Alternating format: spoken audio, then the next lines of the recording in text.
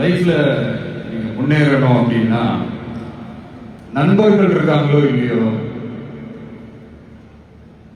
வலுவான எதிரிகள் இருக்கணும்.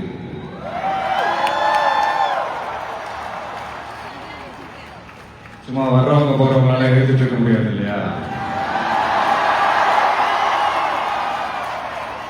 வலுவா இருக்கிறவங்கள தான் எதிர்க்க முடியும். அப்பதான் நாம ஜெயிக்கிற அளவுக்கு வலிமையா இருக்கோம்னு அர்த்தம். இப்ப ரீசெண்டா நம்மளை பத்தி ஒரு பேச்சு ஒண்ணு ஓடிட்டு இருக்கு. விஜய் என்ன தனியா வருவாரா அணியா வருவாரா? நம்ம எப்பங்க தனியா இருந்திருக்கிறோம்? 33 வருஷமா உங்களோட தானே இருக்கிறோம், மக்களோட தானே இருக்கிறோம். அப்ப ஒரு மிகப்பெரிய ஒரு அணி தானே, அதை எப்படி தனின்னு சொல்ல முடியும்? இப்ப கூட பாருங்க, தனியா அணியா விளக்கமா சொல்ல மாட்டேங்கிறாருன்னு உங்களுக்கு தோணும். சஸ்பென்ஸ் ஒன்று இருந்தா தானே கிக் இருக்கும். இதெல்லாம் கைத்தட்டலுக்காக நான் சொல்லல, மனசுல இருந்து பேசுறேன், மக்களுக்காக பேசுறேன்.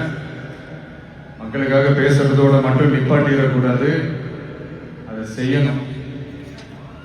எல்லாத்தையும் விட முக்கியம் செய்யறத தான் சொல்லணும்.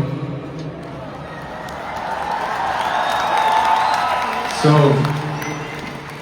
2026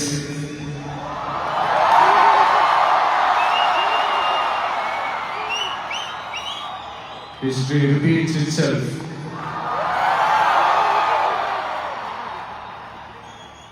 Let's be prepared to embrace it for the people. Thank you, Malaysia. Thank you once again.